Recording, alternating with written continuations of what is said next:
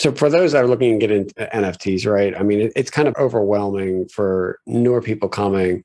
They might go to OpenSea and just by now we'll just see so many different types of NFTs. I mean, what are some tools that you're using to get started or kind of filter through the noise to find what's valuable and what's not?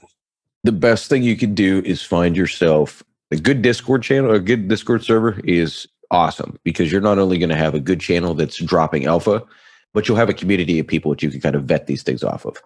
I would also say, depending on where you're at, like if you're entry level, then finding a newsletter, finding a Facebook group, finding a WhatsApp group, pretty much wherever you are comfortable, there's going to be conversation taking place around this. And that's where I would start because you're used to the pace of that conversation. For instance, like Facebook groups, the pace of that conversation is about the same. Anybody who's willing to go into NFTs with their full government name is about on the same keel of things. Then you graduate the NFT Twitter where you see the fucking rugs and the beanies and all of the pseudonymous names. Then you take the gloves off and start fighting a little bit.